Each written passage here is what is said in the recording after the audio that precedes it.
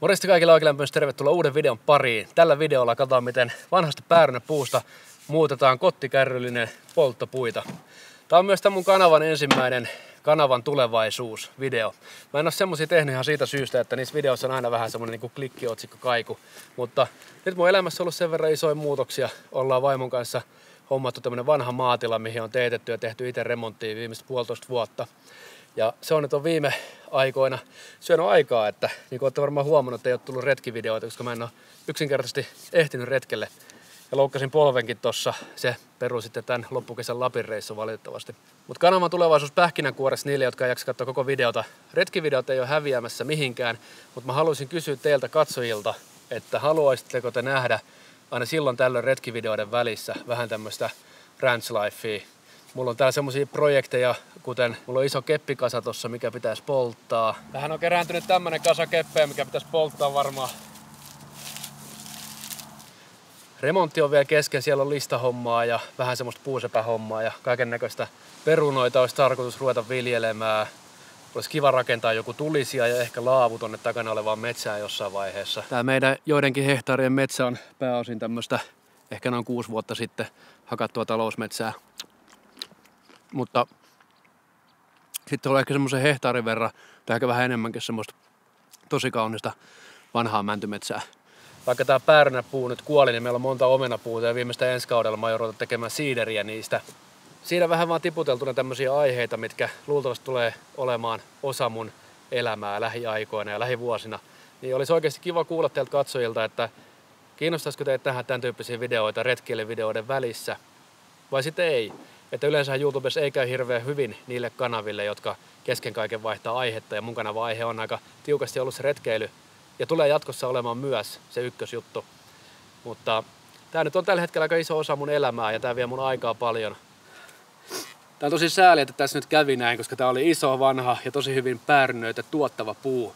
Mutta nämä viimeaikaiset sateet taisi vaan olla sille liikaa, että semmonen seisova vesi, mikä tähän oli päässyt kerääntymään, niin oli hapartanut tuo juuri ilmeisesti tuolta. Ja se oli nyt sitten tällä kertaa liikaa ja se kaatui. Lähdetään ensin ottaa kirveellä karsimaan oksat tosta pois.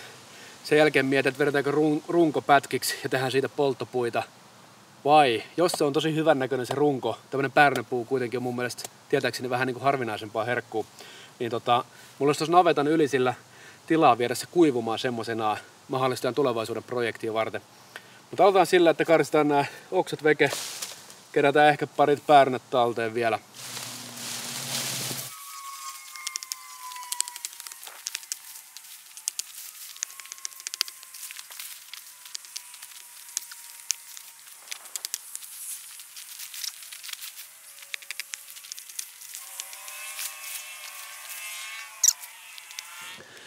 Olin ehtinyt suunnitella jo, että mä olisin ensi kaudella tehnyt siideriä näistä päärynöistä. Meillä on kyllä paljon omenapuita myös, että ehkä se haave ei tavallaan ole täysin haudattu vielä, mutta erittäin harmi silti.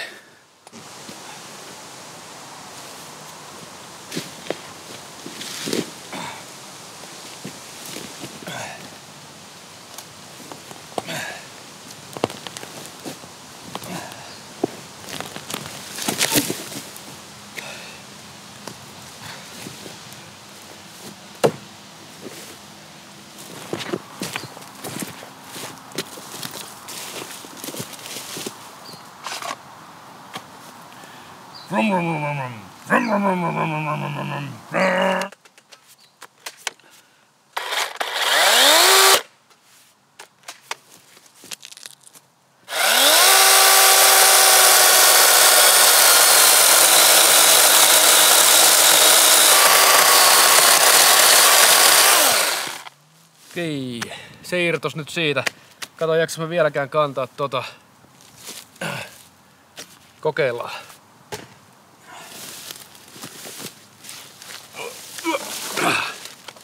Tää retkelle painaa jonkun verran.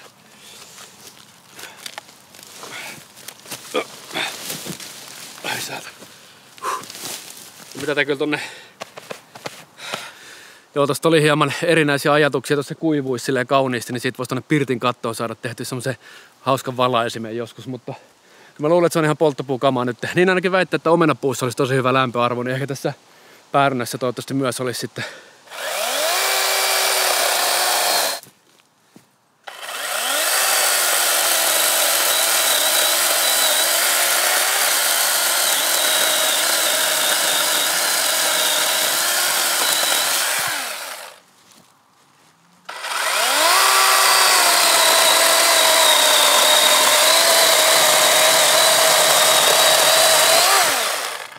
Tein 15 sahausta, joista paksummat oli tätä luokkaa ja ohuemmat sitten jotain tämmöstä.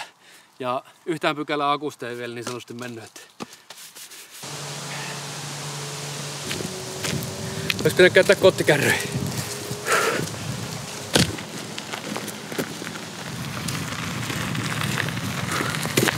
Siinä on loput. Joo.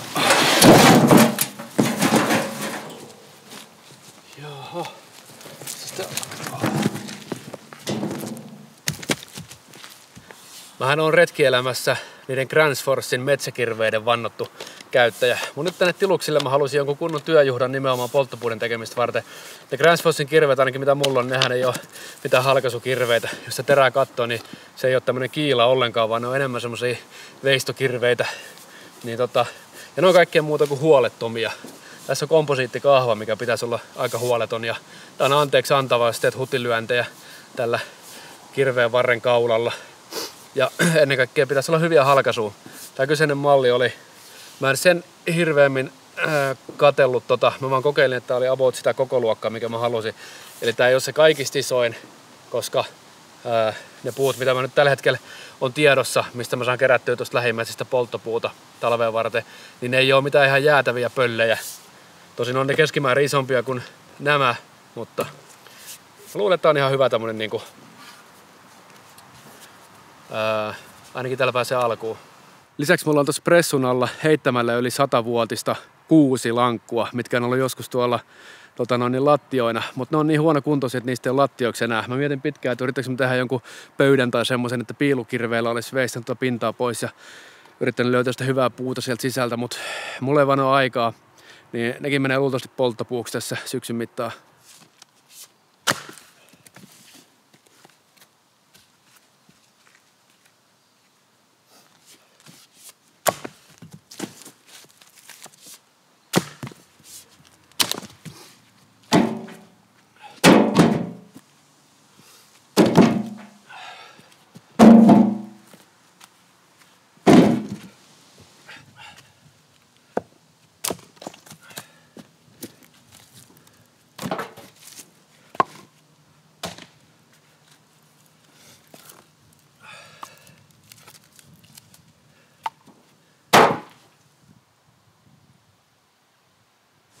Meillä on tässä oma pihatie ja sitten on pikkusen peltoa, missä kasvaa hevosille heinää.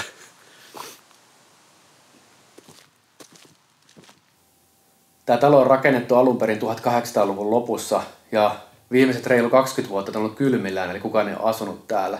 Me on vaimon kanssa teetetty ja osittain tehty itse ihan valtava remontti.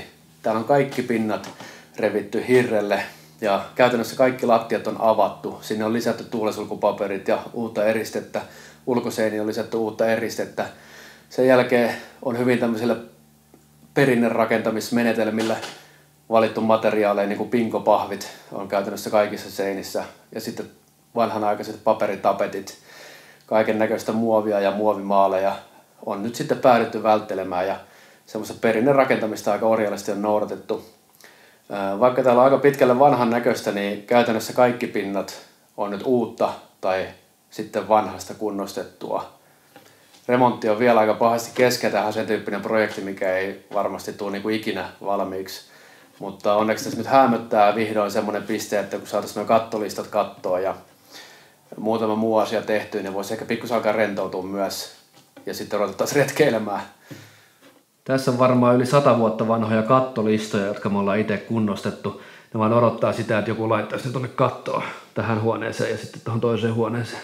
Tässä huoneessa meillä on ihan oikein puusepän tekemät tuommoiset puolipaneelit. tässä mun on tarkoitus sitten jossain vaiheessa jatkaa mun podcastia. Tähän saa varmaan kiva se podcast-studion. Täällä ruokasalissa mä oon sitten itse tehnyt meille tämmöiset ovilistat, mistä mä oon itse asiassa ihan ylpeä. Ne on joka ovessa. Niissä on mä oon tehnyt kattolistasta tämmöisen ikään kuin ovikruunun siihen ja pienemmästä koristelistasta tommoseen. Ja ne on mun mielestä ihan oikein hyvän näköiset. Sitten meillä on täällä vanha pirtti, mikä on jätetty ihan hirsipinnalle. Meillä on täällä uusi takka ja uusi savupiippu, koska valitettavasti kesken projektin kävi ilmi, että se kuntotarkastuksessa ei ollut huomattu sitä, että se vanha piippu ja takka oli niin mätä, että ne pitikin purkaa. Niin sitten jouduttiin teettämään uusi, mutta tuli nyt sitten tosi kiva. Piti vaan pistää vähän niin sanotusti kättä taskuun syvemmälle tai oikeastaan pankin taskuun. Joo.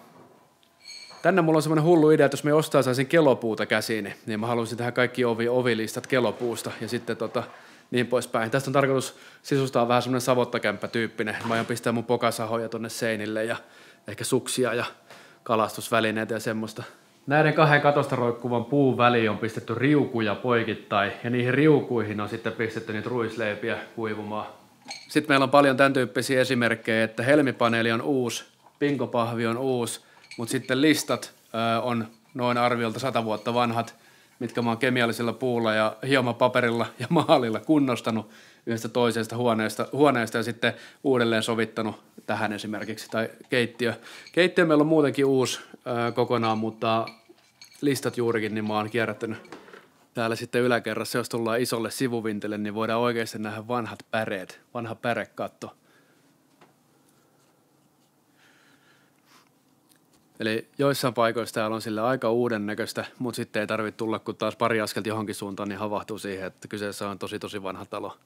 Tässä on sitten mun retkeilytarvikehuone. Tämä on varmaan vähän semmoinen aika monen retkeilijä unelmahuone, tai ainakin oma unelmahuone, ja sitten on nyt tietysti tosi iloinen siitä, että vihdoinkin on saanut mun niin kaikki varusteet tälleen kunnolla vähän niin kuin laajamittaisemmin levitettyä, niin että niistä on helpompi pitää hyvää huolta.